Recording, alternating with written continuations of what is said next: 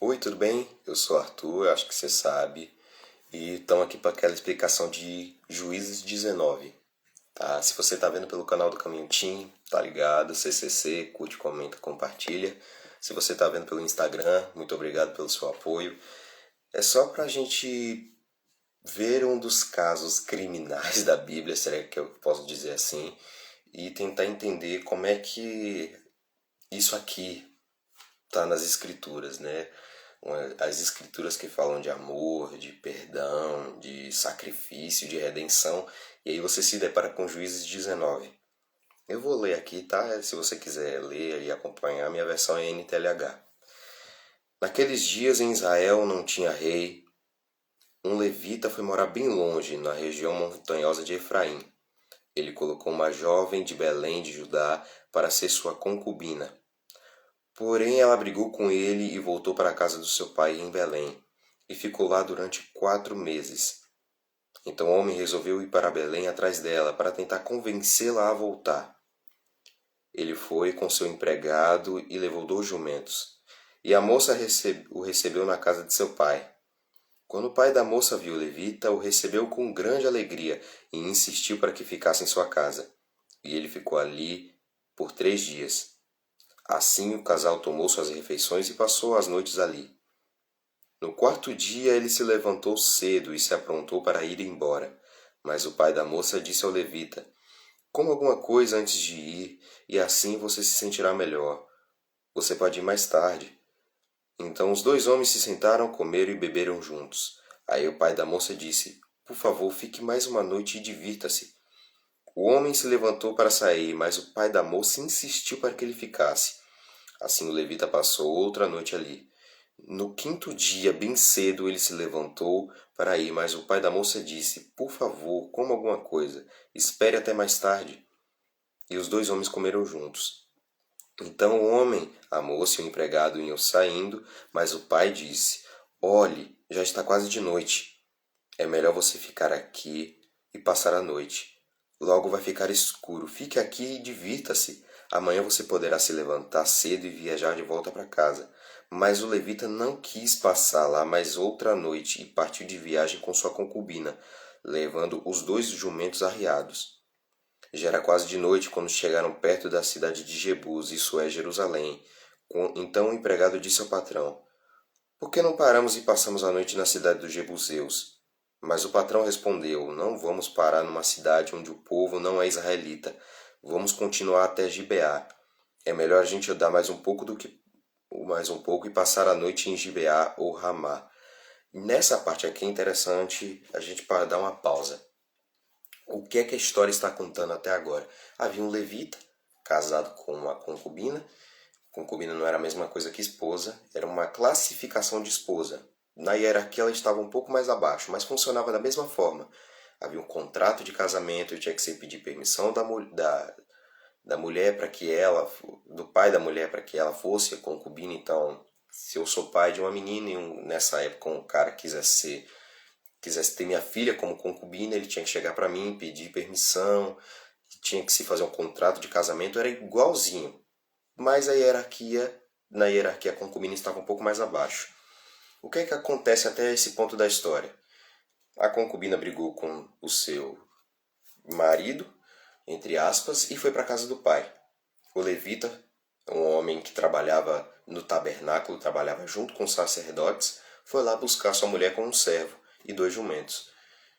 O sogro segurou ela um pouquinho mais, um pouquinho mais, um pouquinho mais, até que finalmente liberou eles para ir embora. Nessa história, e esse ponto da história é um ponto-chave para a gente entender por que, que aconteceu todo esse massacre dessa história, né? Por que, que aconteceu toda essa situação muito complicada. O levita está viajando, já está bem tarde da noite, e eles passam na frente de Jerusalém. Jerusalém nessa época não tinha este nome, tinha um outro nome, Jebus, e nessa cidade moravam os jebuseus, que não eram um povo israelita, e era um povo inimigo de Israel. Estava dentro do território de Israel, mas não fazia parte do território de Israel. É como se existisse um pedaço da Argentina dentro do Brasil. Lá em São Paulo, metade de São Paulo está lá a bandeirinha da Argentina. Não é Brasil, é Argentina, mas está dentro do território do Brasil. Funcionava da mesma forma. E aí o servo do levita fala, por que que a gente não passa a noite aqui? Já tá tarde da noite, velho. Vamos dormir aqui. E o levita, não, não, não. Essa cidade aí é uma cidade de gente idólatra. São os nossos inimigos. A gente não vai passar a noite aí. E esse é um ponto interessante para a gente entender essa história. Porque ele estava falando ali de um comportamento e de uma cultura.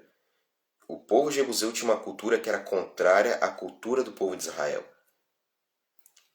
Esse é o ponto que você precisa guardar para você entender esse texto, beleza? Vamos lá.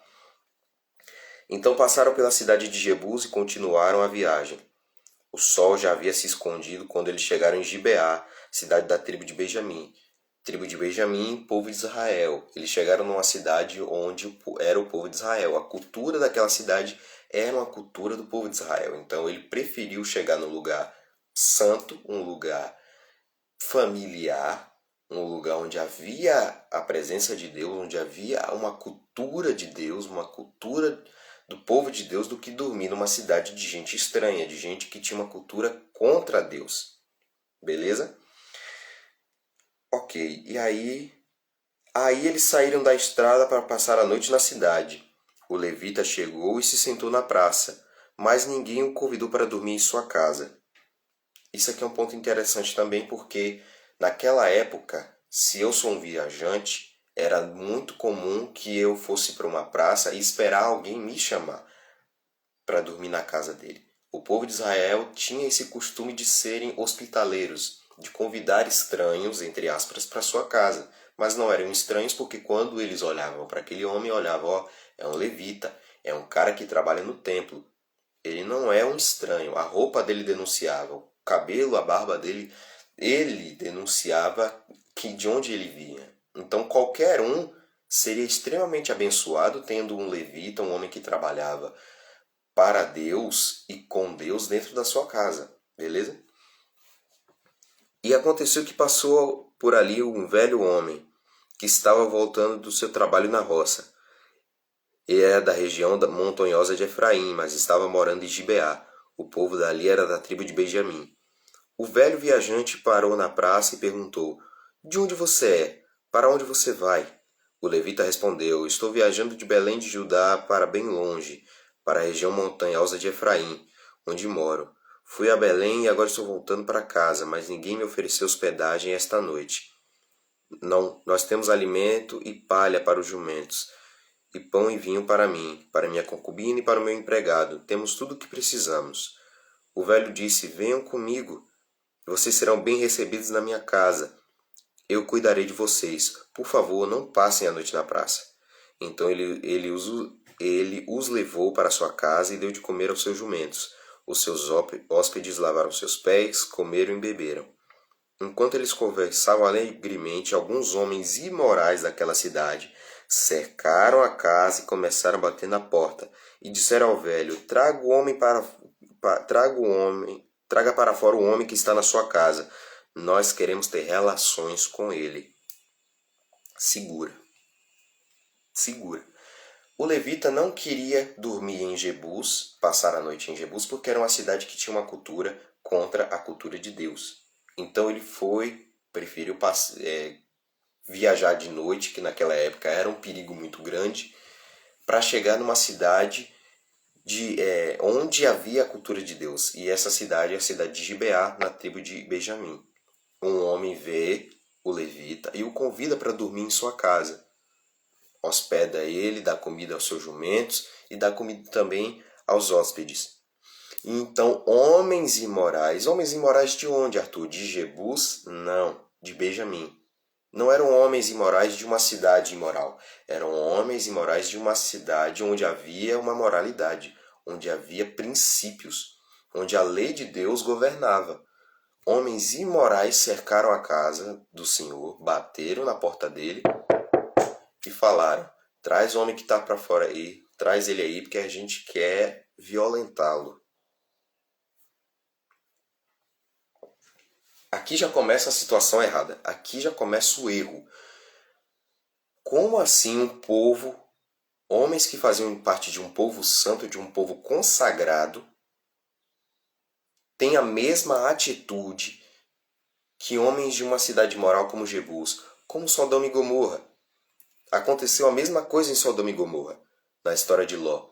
Os homens cercaram a casa de Ló e mandaram trazer os homens que estavam lá dentro porque queriam violentá-los. Mas os homens que estavam lá dentro eram anjos. Usaram a autoridade dos céus e aqueles caras ficaram cegos. Morreram cegos, queimados, quando a cidade pegou fogo. Então, a mesma atitude que um povo imoral, de uma cidade imoral, com uma cultura imoral, havia naqueles homens de onde havia uma cidade onde havia princípios de Deus. Sacerdotes, onde havia uma cultura de Deus. Gibeá era uma cidade extremamente abençoada. Quando você olha o Velho Testamento, você vê que ela aparece várias vezes. Porque é uma cidade onde Deus olha e tem um carinho muito grande. Então, de um lugar santo, de um lugar separado, saíam homens imorais.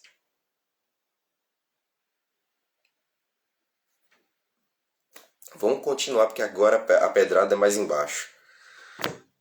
Aí o velho saiu e disse: Não, meus amigos, por favor, não façam uma coisa tão má e imoral. Este homem é meu hóspede. Olhem, aqui está minha filha, a virgem e a concubina dele. Eu vou pôr as duas para fora, e vocês poderão fazer com elas o que quiserem, mas não façam essa coisa horrível com este homem.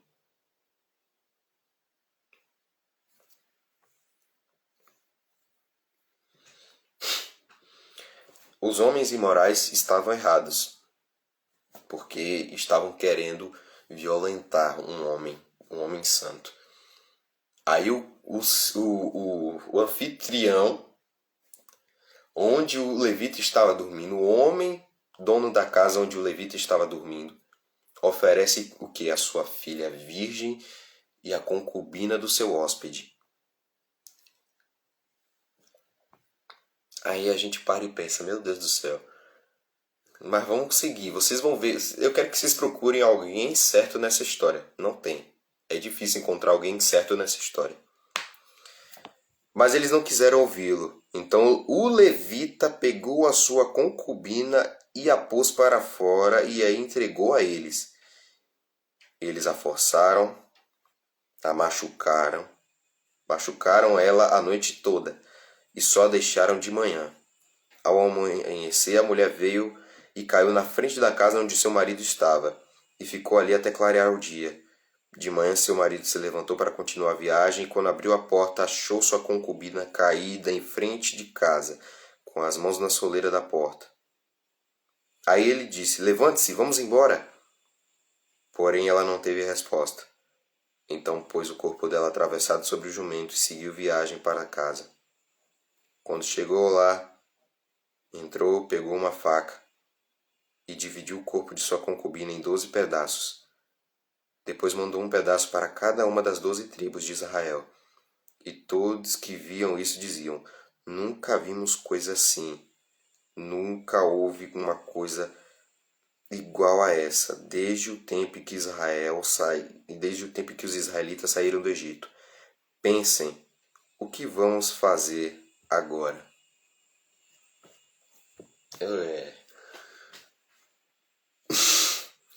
Tem gente que não gosta do Velho Testamento por conta dessas histórias.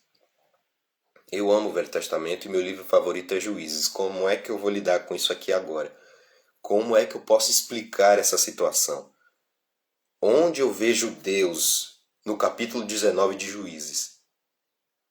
Aí é que está. Não vejo Deus. E aqui há um ensinamento de Deus, neste capítulo A. Vamos analisar os personagens dessa história. A concubina,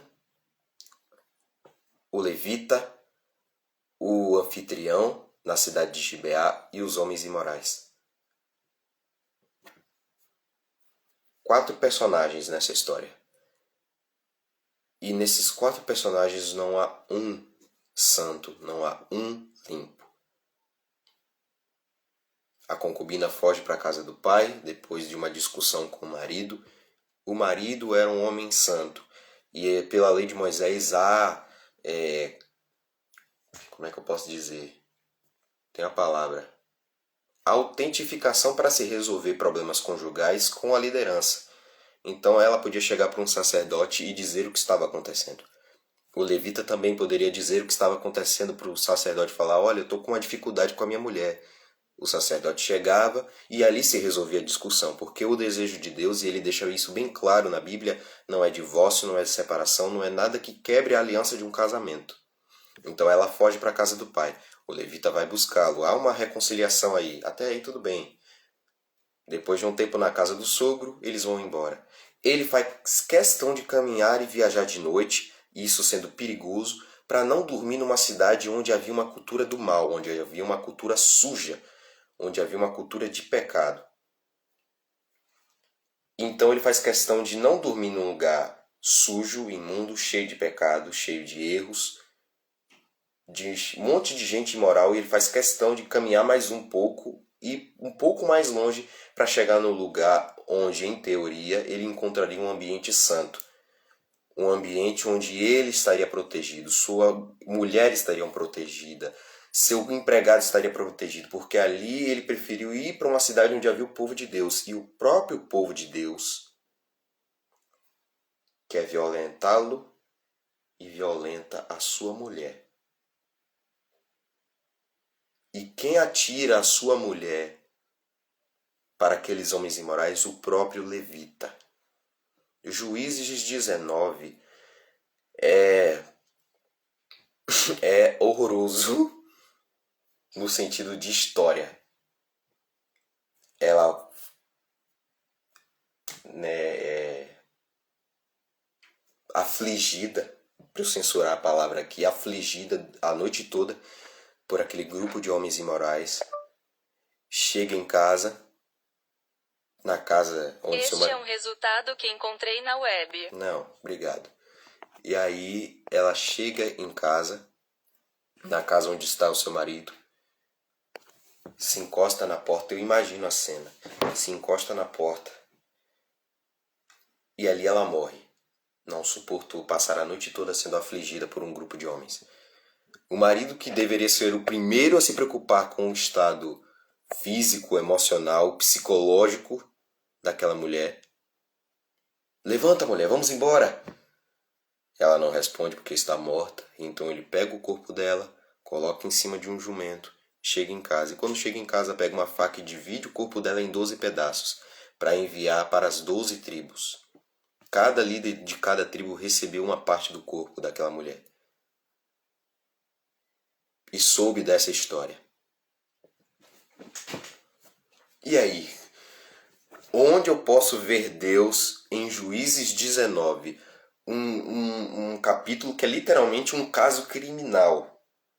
Se você gosta daqueles documentários de serial killer, pelo amor de Deus, você lê isso aqui, você se identifica, você olha e fala: pô, velho, isso aqui parece aqueles documentários que eu vejo na Netflix, do cara que sequestrava e fazia, acontecia, e escondia o corpo no porão. E aí? Como é que eu posso ver Deus nisso aqui? Justamente eu não vejo Deus. Como é que começa o capítulo 19? Capítulo 19, verso 1 de Juízes. Naqueles dias em que Israel não tinha rei. Se a gente vai lá para Juízes 21, versículo 25, o último versículo e o último capítulo de Juízes fala: naquele tempo não havia rei em Israel, cada um fazia o que bem queria. Juízes. Você não pode ler este livro apenas como um livro histórico.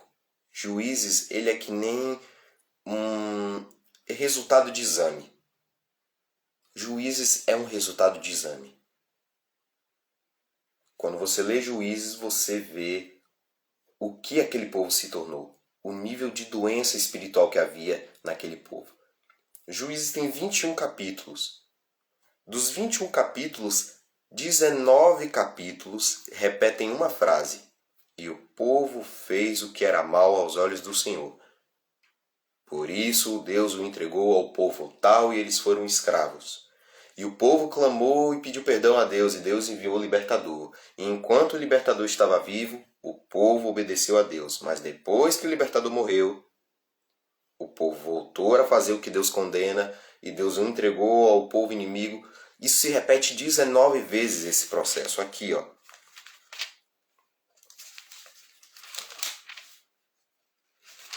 Juízes 13. Os israelitas pecaram outra vez contra Deus, o Senhor, e por isso ele deixou que sofressem 40 anos nas mãos dos filisteus.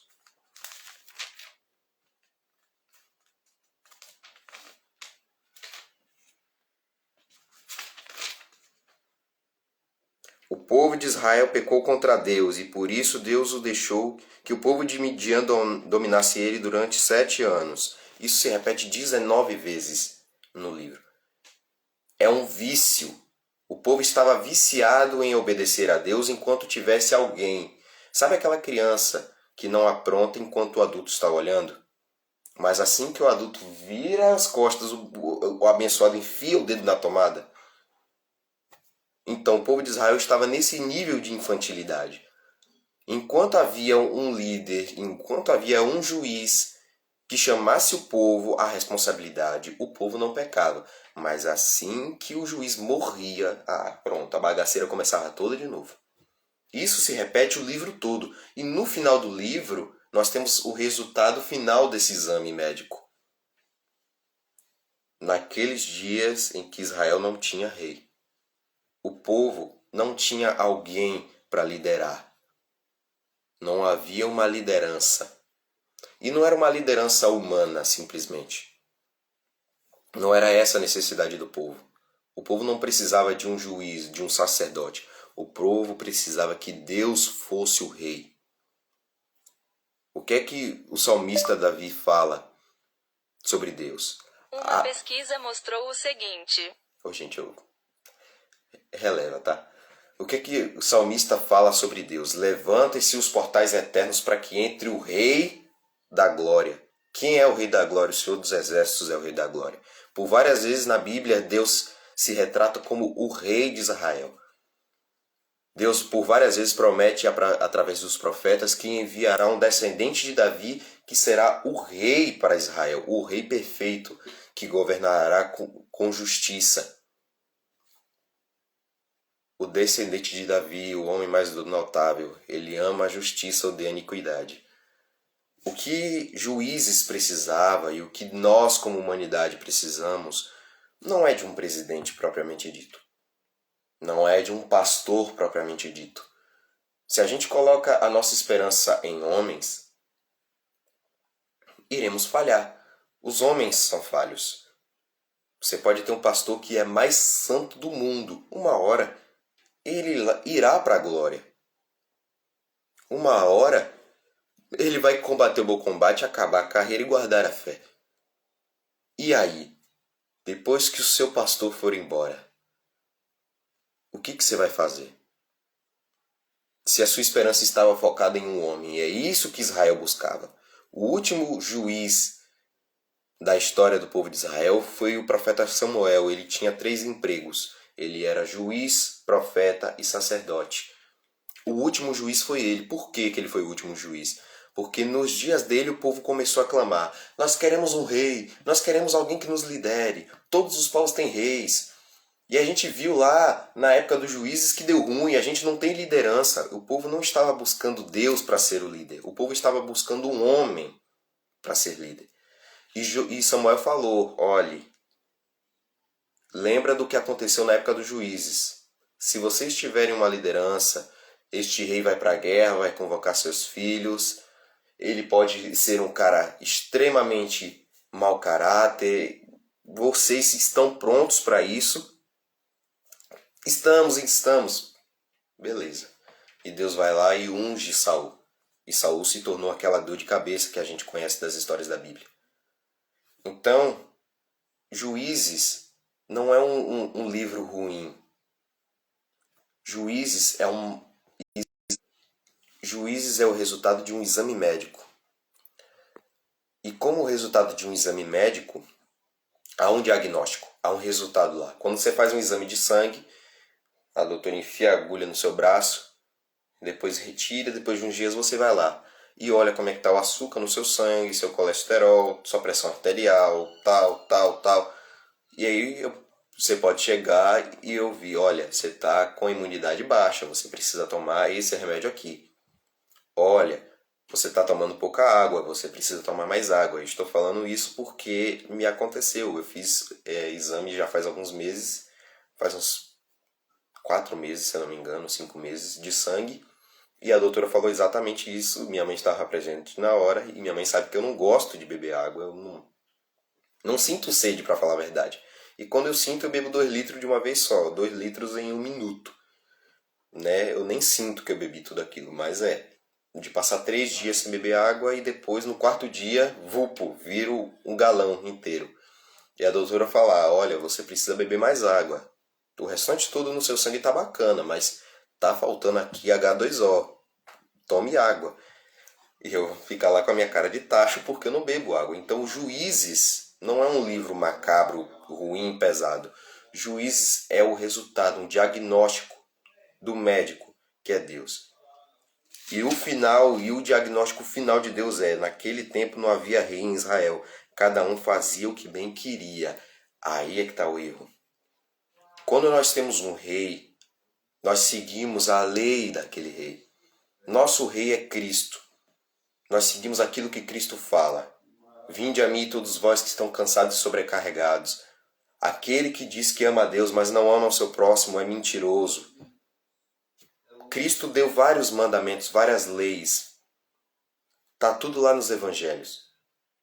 Então, quando nós temos uma liderança, nós sabemos para onde ir. Nós sabemos aquilo que a gente quer fazer, nós não devemos fazer. O bem que eu quero fazer, eu não faço, mas o mal que eu não quero fazer, eu acabo fazendo. Por que Paulo fala isso? Porque ele tinha consciência que esse povo aqui não teve. Paulo olhou para essa história e percebeu, opa, pera lá, isso aqui está errado. Eu preciso fazer o bem porque eu sirvo a um rei que fez o bem. Eu sigo um homem que fez o bem. Eu estou debaixo de uma autoridade. Há alguém que está sentado num alto e sublime trono e que reina a minha vida. Eu preciso seguir este homem. Então, Juízes é o resultado, é o diagnóstico, não só do povo de Israel, mas da nossa geração. Porque o levita fala, eu não vou entrar nesta cidade porque essa cidade tem uma cultura maligna. Então ele vai para o meio do povo de Deus e dentro do povo de Deus acontece uma tragédia. Uma tragédia. Se você ler o 20 e o 21, você vai ver que depois dessa tragédia houve uma tentativa de vingança, retaliação. Juntaram um grupo de homens e foram matar os homens imorais, mas pesaram a mão demais e acabaram matando mais do que deviam. E quase que uma tribo inteira foi exterminada. A promessa de Deus era para as 12 tribos. Se faltasse uma tribo, a promessa de Deus não poderia ser concretizada. Então o povo coloca a mão na cabeça e fala, vixe, deu ruim. Olha a bosta que nós fez aqui agora. Como é que a gente vai resolver isso aqui? E como é que eles resolvem isso? Buscando a Deus e pedindo perdão? Eles resolvem isso sequestrando meninas que trabalhavam no campo para casar com os poucos homens que sobreviveram da guerra, para que a tribo inteira não fosse extinta. E assim termina Juízes. Não havia rei e o povo fazia o que bem queria. A nossa geração está assim. Nós não temos noção da autoridade que está sobre nós. E eu falo isso aqui para crente, para cristão. Eu não falo isso aqui para o mundano. Porque para o mundano, eu espero que o mundano faça coisas erradas. É o natural do ser humano. Depois do pecado, o nosso natural é fazer aquilo que nós não devemos. Mas quando a gente conhece a Cristo, a gente conhece o caminho, a gente conhece a rota de escape. Nós conhecemos aquele que nos cura, que nos perdoa, que nos liberta dos nossos pecados. Nós somos livres do pecado. Se Cristo vos libertou, verdadeiramente sois livres. Então, se Cristo nos deu a liberdade do pecado, por que a gente ainda continua imoral? Por que a gente ainda continua sendo uma geração extremamente complicada? Isso eu não estou dizendo que você é alguém imoral. Mas a grande maioria do nosso povo é assim. São escândalos, são vergonhas, são vexames. Coisas que não exaltam o nome de Deus. Nós esquecemos que temos um rei. O mundo esqueceu que tem um rei. E gente que já esteve debaixo do teto de uma igreja e que ouviu a mensagem de Deus, hoje canta unholy, profano, call me by your name e um monte de outras coisas sujas. Nossos ouvidos são sujos. O mesmo ouvido que você coloca um louvor que adora a Deus, você bota uma música que, se você pesquisar a tradução, você toma um susto. Em 30 segundos de música, você fala, meu Deus do céu, eu nem sabia que existia tanto palavrão, tanta coisa imoral. Mas nossa geração é assim. Nossa geração separa o que é sagrado do secular, e é isso que esse povo tinha de problema. Este povo separava sagrado do secular. Não existe separação de sagrado e secular para nós cristãos, porque para nós tudo precisa ser sagrado. A música precisa ser sagrada, a roupa precisa ser sagrada. O que é sagrado? Algo que é separado. E aquele povo era um povo separado, mas eles não tinham noção disso. E porque eles não tinham noção, faziam o que bem entendiam. Nossa conduta precisa ser sagrada. Nosso linguajar precisa ser sagrado. Nossos pensamentos precisam ser santos. O que é que a Bíblia diz? Pense em tudo aquilo que é agradável, santo, amável, coisas de bom valor. Nisso se deve ser pensado. Nós precisamos conduzir a nossa vida apontando para aquele que é puro, santo, sagrado, amável, de bom valor, para aquele que é Cristo.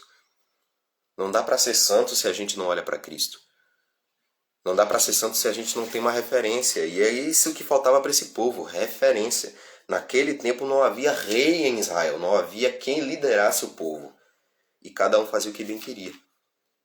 Então, gente, há um ensinamento muito profundo aqui. Há uma lição de vida para nós.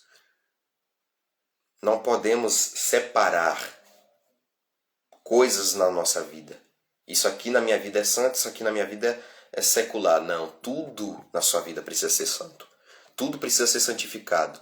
Suas emoções, seus desejos, seu dinheiro, suas roupas, suas músicas, suas amizades. O contato que nós temos que ter com o mundo, e contato entre aspas, é para tirar a gente de lá, não é para estar lá. Nós precisamos ir lá para alcançar vidas, não para prendermos a nossa vida lá. Então, meus nobres e minhas queridas, porque eu sei que eu não falo só para moços aqui, nós precisamos ter essa consciência. Nós precisamos ter essa consciência. Eu gosto de fazer o seguinte nas minhas leituras. Eu escrevo embaixo textos que têm a ver com o texto que eu li.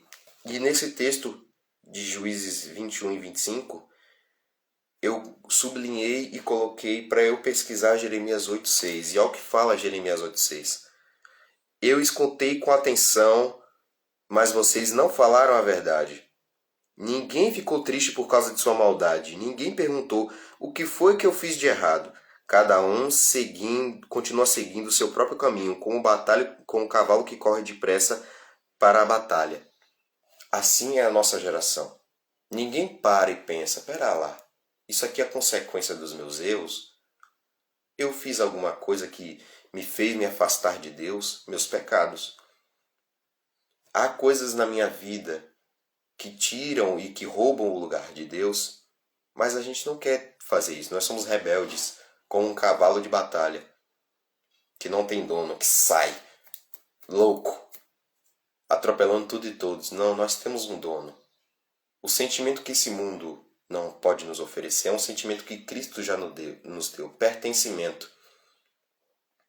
Pelo sacrifício de Deus nós fomos feitos filhos, fomos adotados pelo amor do nosso Pai.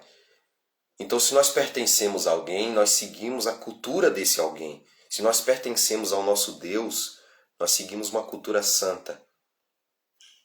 E a melhor forma para se ser santo é olhando para Cristo. Porque quando a gente olha para Cristo, a gente renuncia, a gente ama, a gente obedece, a gente segue, a gente se entrega. A gente olha o nosso Rei e nós temos uma referência. Juízes é o diagnóstico da nossa geração. Vocês estão doentes, mas eu vos apresento a cura, e a cura é Jesus. Tá bom?